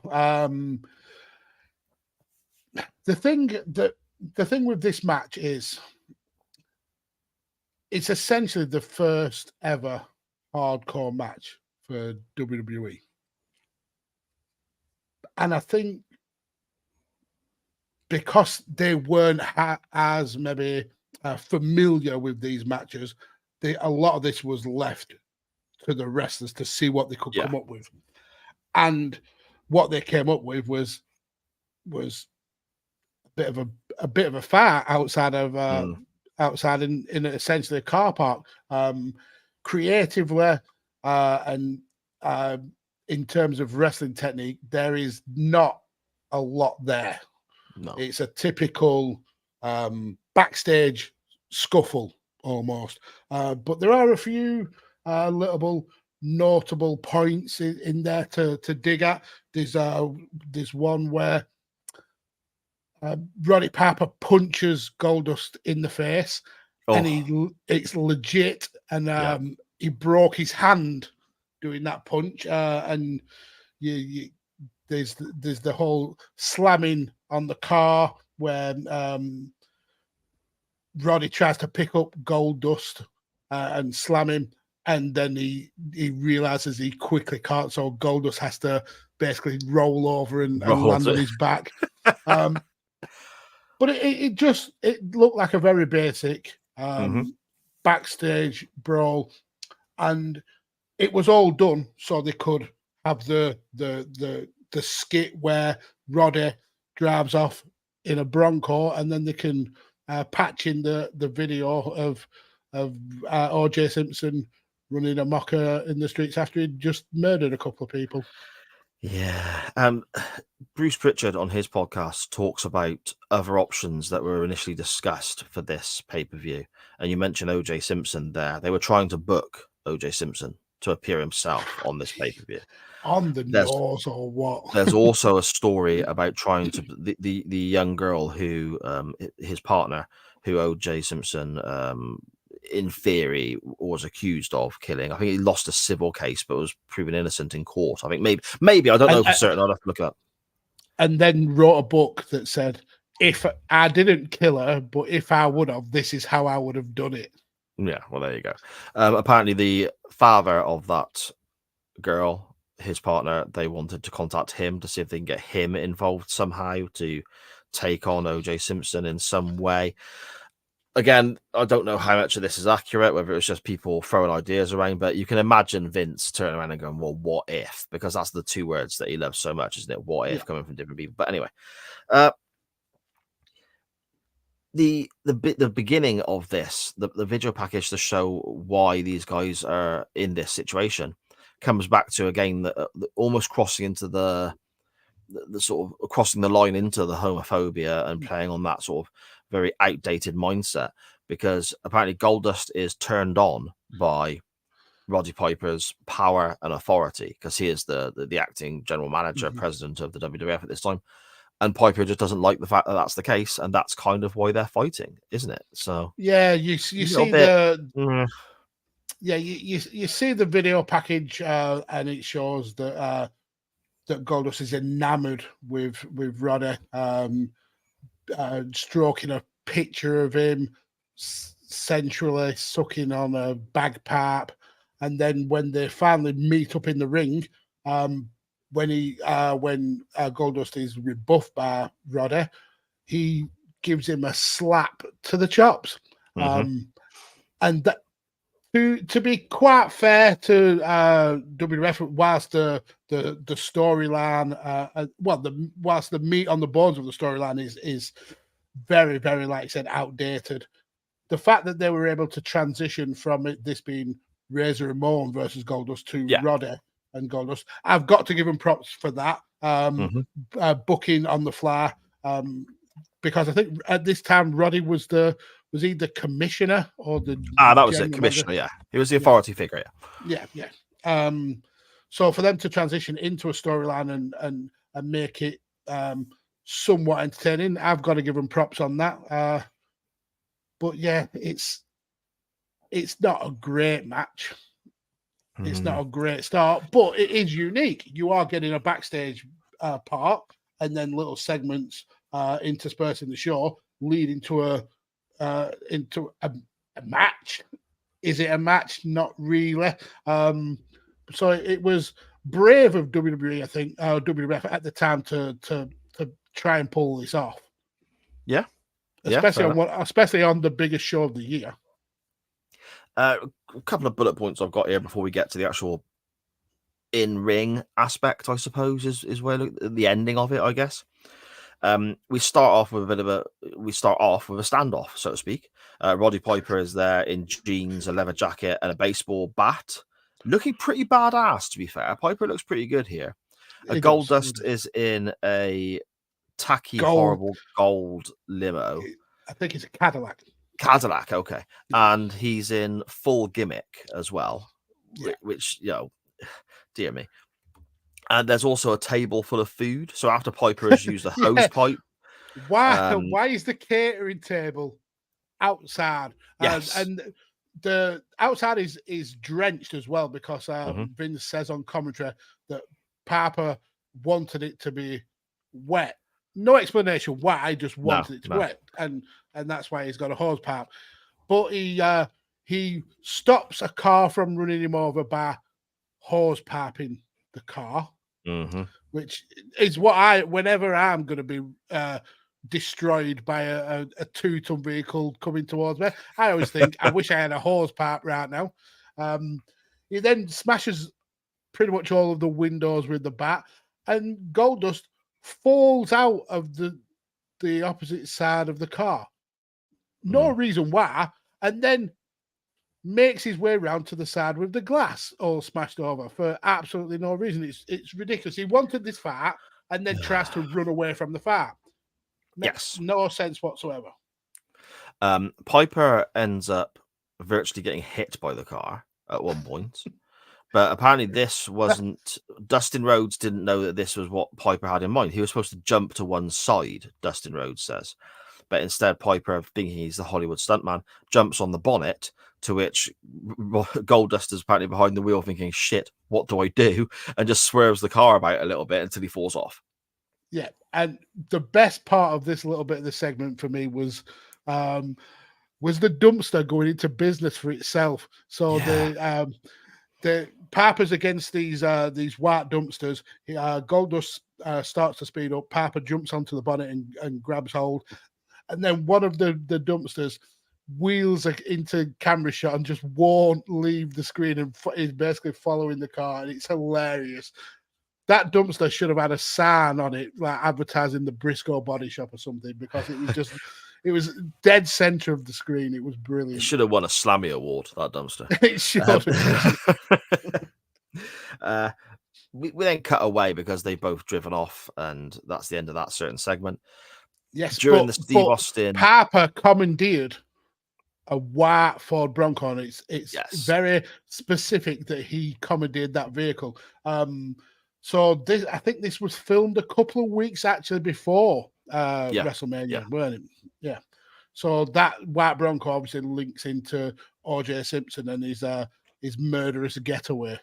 Indeed. During the Savio Vega Steve Austin match, Roddy Piper rings in whilst he's in this hot pursuit, whilst they're racing these cars all over. Which goes to show exactly what they thought of Savio Vega and Steve Austin at WrestleMania 12.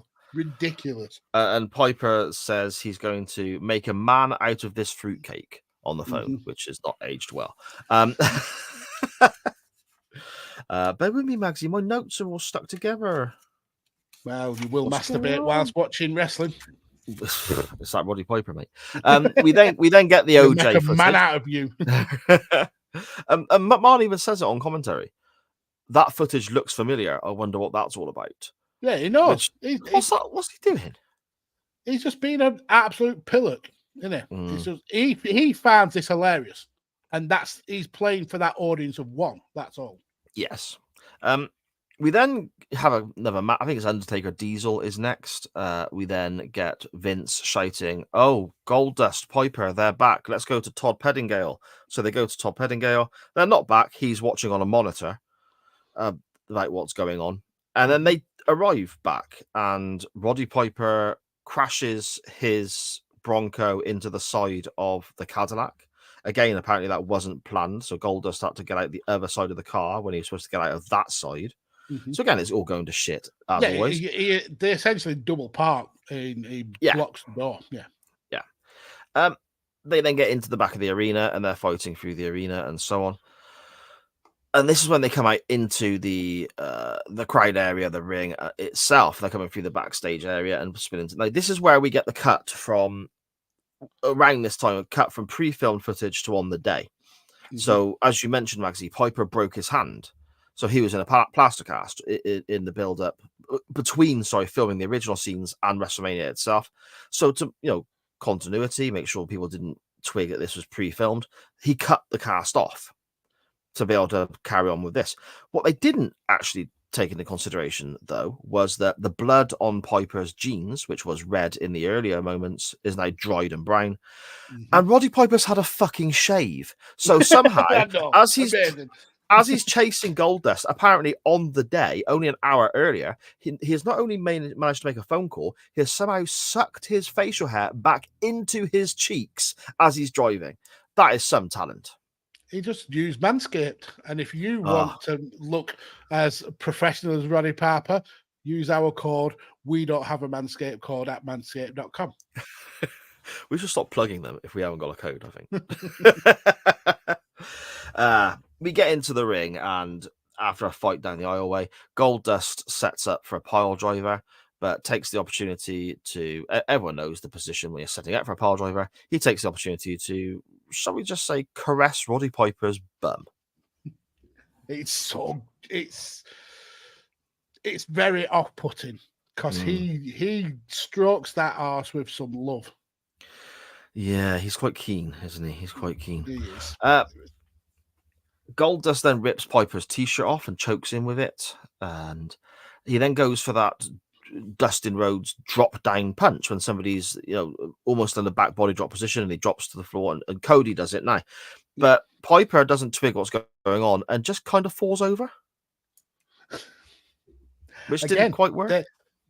It feels like they've left this in the hands of just the two wrestlers and not involved a producer or a road agent, because they're not very in sync. No, not at all. With Piper now on the deck and shirtless, Goldust climbs on top of him and starts caressing his chest and his face and cavorting around. He goes to kiss him, but Piper kind of fights away. Somehow Goldust then ends up on the top rope. Piper bangs the top rope, so he falls and crotches himself. But then Goldust then does manage to kiss Piper, and this has the effect that burning the American flag has on Hulk Hogan, because Piper stops selling everything and just thinks, I'm ready to fight now. Yeah, I'm going to fuck this motherfucker up. Yes, indeed. Piper grabs Goldust by the dick, which again is, I think, sending confusing signals here to Mr. Dust. Exactly. He spent all this match rebuffing the advances of Goldust, and then when he's got the upper hand, he goes in and grabs the jewels. Ridiculous.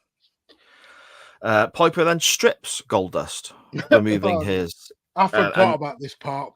This genuinely shocked me, because I remember watching this match quite a few times, but this bit shocked me because I forgot. I think I'd burned it out of my memory. And Dustin Rhodes is wearing a thong, suspenders. He's wearing sexy ass lingerie. He is indeed. Piper then hits Goldust with a knee drop in the bollocks. And that's where the match ends. Yeah, so no submission. Goldust didn't give up. He didn't get pinned. Obviously, it was a hardcore match, so there was no disqualification. So that match is still active now because there was no winner. So was the rules knee someone in the dick to win? I don't know. Piper just Piper's music played, so I'm assuming he thinks he's won. But obviously, Piper's dead now. So does Dustin win? Oh, hey, I'm just asking the question. It's a draw. It's a draw. Right. Okay. Out of 10, Magsy. Now, don't try and defend this shite. No. Now, in terms of how historic this was, it doesn't deserve the bad rap that it gets. I think the fact that they switched to Piper and still got something at least entertaining out of it, whether it was a 5-star classic or not, at least this was entertaining. But in terms of wrestling, it was wank, and we judge on the wrestling. So it's not the very worst thing we've watched, but it's close. So it's got to be a 2, I think. There we go. You can see at the bottom of my notes right there, I have 2 out of 10 shite written. So there we go. I agree with you, but I agree with you. I will quite happily never go back and watch this again. Yeah. Why did we do this? Well, you put it up on a poll and people voted for you.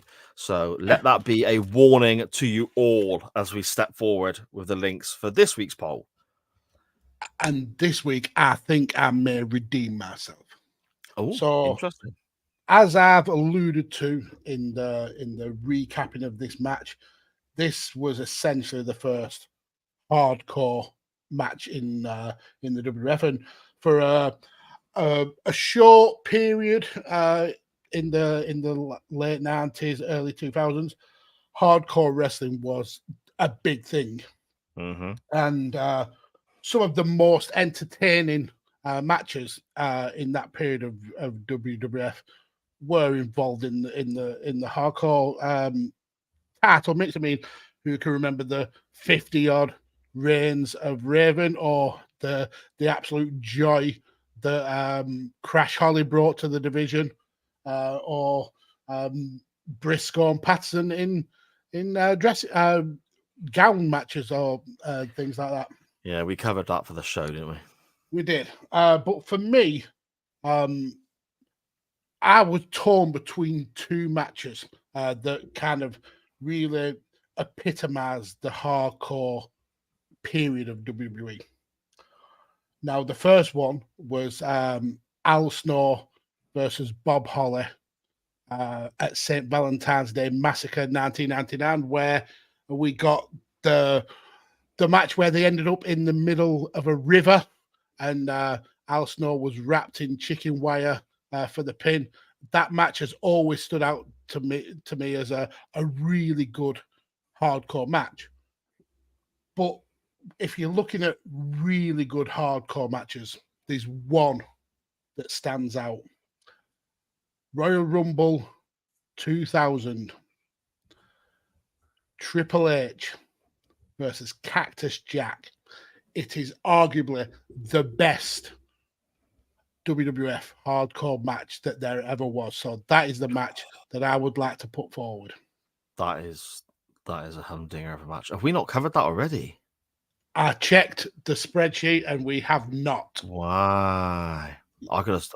We've obviously covered Cactus Jack Triple H matches from before, but man, the fact that that's never come up before blows my mind, because I'd have thought that would have been a match that was put forward very early on, you know?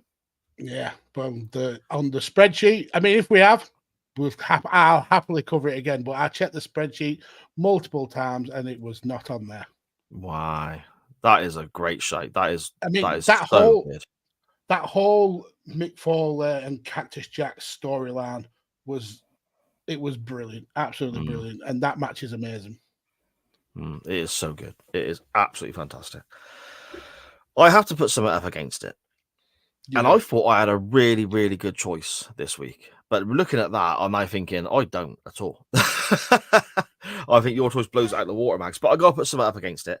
I think it's linked very strongly, because obviously Goldust is in this match and Dustin Rhodes is in the match that I'm linking to. Also, the main event of WrestleMania 12 was an Iron Man match. So we've got a double link there, because the match I'm linking to is an Iron Man contest. I would like to go to Beach Blast 1993, WCW pay-per-view, Dustin Rhodes versus Rick Rude for the United States title. And it's a 30-minute Iron Man match. And it's an absolute fucking belter. Great pick. Pick man, guys. If you want entertainment next week, definitely pick man. That's harsh, because this is a good match. This is a really Rick Rude is fantastic. Rick Rude in the early 90s is fantastic. It's a great match. There we go. But those are your options for next week's show and this week's poll. We have Royal Rumble 2000, WWF Championship match, and it's a hardcore rules contest. Triple H versus Cactus Jack, absolute stormer that is. Or we head to WCW Beach Blast 1993, and we see Ravishing Rick Rude versus Dustin Rhodes for the vacant US Championship in a 30-minute Iron Man match. Maxie, do you know we've only covered one match of Ravishing Rick Rude's on this show? Two if you include the war. Yeah, two if you include the War Games that he was in, but one proper, and that was when he got beat by the Warrior at SummerSlam '89. Oh wow, what a disservice to the career of Rick Rude we've done there. So definitely vote for Triple H versus Cactus Jack, folks. Prick. Before we move on to our last and new quick segment to end the show, I've actually got a tweet coming in here. Is it still called a tweet? A message? An X. I've got an X here from @UTC Rob, and he says, coming back to headlines and so on, what's been going on in today's Huddersfield Examiner, woman's boyfriend only drinks Yorkshire tea, or so he thinks. Then Rob says, I assume that she's just been putting supermarket own brand in a Yorkshire tea box. I would tell you more, but the rest of the story is behind a paywall. Now, I don't think that shows the right level of commitment here, Rob. Pay the damn money. I want to know what that bloke's drinking. Or just get a paywall blocker. You can literally get a Chrome extension to block all paywalls. You'll read that news for free. What is he drinking, Max? If that's his wife, what a bitch. That's divorce tackle. If Mrs. Maggs ever tried to con me with Tetley over Yorkshire tea, I'd be doing an O.J. Simpson and driving off in my Ford Bronco. Why? Okay. Let's move on before this enters too much of a dark. Magsy, what are we closing the show with then, my friend? Well, before we get to that, let's run through these last couple of comments. All right, let's do what you want to do. Well, yeah, seeing as I'm the one that knows the schedule and you just make it up as you go along. Dan Griffin says, just so much of this things around this match makes you ashamed to be a wrestling fan. Fucking hell. King Pig Banner says 2 is generous. Yeah, there were positives in terms of what this match did for the direction of wrestling, but the story, yeah. You can argue as well that there's potential there for it having almost cinematic wrestling moments as well. Yeah. As early as 1996. So yeah. Something that they would not revisit for almost 15 years. Yeah. Dan Griffin says, Triple H versus Cactus Jack, you dirty bastard, Mags. I love it. Exactly. Just a great match. Connor wants to know who actually leads overall in the pole race. Oh, see, I think there's a couple of weeks missing on the old sheet, isn't there? Yeah. I'm sure you can come back next week with the facts, but it's always been one of us would take a bit of a lead and then the other would claw back. And it's always stayed relatively even, I think. I seem to remember on our 100th live show, we were level. That's and even the scores that we give over averages are still pretty level, even when we're out a little bit. It's very weird how our minds are in sync. Anyway, Dan Griffin says a great week for a 50-50, but Triple H versus Cactus Jack should win. So yes, the last segment, a little bit of explanation into this one, I suppose, before we kick off of it. A little while ago, I did a Hall of Lame where we revisited someone who's a multiple time entrant, and there was so much more to deal with this person that it would easily make a weekly segment. So Si and I tossed around the idea of that, and we thought, let's do it. Let's have a new segment surrounding this person. So let's get straight into it. Well, let me tell you something, brother. Liar, pants on fire, hanging from a telephone wire. Squirming, pants are burning. When I lie, my hips start turning. Wow, that's unbelievable. Look, man, I made a mistake. I fucking love that. That is amazing. So yeah, the segment is is the Lars of Hulk Hogan. As I said at the Hall of Lame, I had 4 episodes of the Hall of Lame ready for this. So we thought we might as well spread this out and get weekly Lars. So Hogan's laugh for this week is Hogan claimed that he and Jimmy Hart had a UK #1 album that topped the charts for 8 consecutive weeks. And this led him to discovering Simon Cowell and bringing Simon Cowell to America. Why? Well, let me tell you something, brother. Liar, liar, pants on fire, hanging from a telephone wire. Squirming, squirming, pants are burning. When I lie, my hips start turning. Wow, that's unbelievable. Look, man, I made a mistake. And that's this week's Hulk Hogan is a Billy Bullshitter. Oh, brilliant stuff. Brilliant stuff. We got a couple of comments in the chat there. Dan's asking, what was the Wrecking Ball R-Site Hogan necessary? Yes, it was. Agreed. King's Pig Banner says agreed. And he also says that is awesome. And yeah, I have, every time I feel a bit low, that is the video to put up because it's fucking brilliant. It's absolutely brilliant. Oh, there we go. And look at that, Magsy. We're clocking in at just under 2 hours. Look at that. It's like an AEW pay-per-view cut into 3.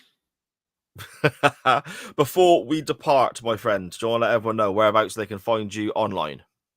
Yes, I have an X. It is at Podfather Mags. I rarely go on it, although I have been liking and retweeting a few things this week. I've seen. And I've also been chatting in the DMs with certain people about certain future projects. So you can find me on there. But mainly you'll see me on the old tickety-tockety thing, posting random videos of my chickens every day for you to all enjoy. And that's at Pod Farmer Mags. There we go. Great stuff. You can follow me on Twitter at SJP Words, or most importantly, you can follow the network at SJP World Media on Facebook, Twitter, and Instagram. I've updated all that, and I'm going to try my best to keep up to date with it. Bit of a struggle, but I'm getting there. I've kind of linked it to other things, Max. I'm doing well. Also, bit of news. The network does have a website currently being built that is going to be with you very soon, where you'll have links directly to all the shows, merch, and everything in one place. So you can check it out at sjpworldmedia.com. But that's still going to be up and running in a week or 2. It's halfway there, but it's quite tricky building the website. So bear with us. But there you go. That's something to look forward to in a little while. At SJP World Media, all over the place. Make sure you're following on YouTube. Click the like, the subscribe, all that great stuff on Spotify, everywhere else. Join the group on Facebook, like the page, follow us on Twitter. And most importantly, you can like and follow this show itself. Chain Wrestling Live at chain_wrestling on Facebook and Twitter. And Twitter or X or whatever it's called is where you'll find your non-wrestling topics, your weekly polls, because we are fucking back. Magsy, I've had an absolute blast. It seems Connor in the chat is saying he has had a blast as well. Really appreciate your kind words there, Connor. He says, hope you guys have a good night. Really enjoyed having you guys back on my screen and back on my weekly podcast rotation. Thank you, Connor. That means the absolute world. And again, I want to echo what you were saying earlier on the show, Magsy. People messaging the show, tweeting the show, and so on, asking when we're coming back. People joining us for this first show back as well. Honestly, it sounds cheesy, I know, but it warms my heart. It means so much to know that when we go away, you miss us and you want us back, because it means, it's worth doing, Max, isn't it? It is, absolutely. I mean, we would still do this if we had nobody viewing, because we enjoy doing it. The fact that you all enjoy doing it and you stuck around when we've had our few hiatuses means the absolute world to us. We love you for it. Yeah, we do indeed. I'm off now to steal next door's pumpkins and throw them in the River Severn. Magsy, I'll see you next week, my friend. Do you know what? I've just realised I haven't said the word cunt on this show. You did earlier.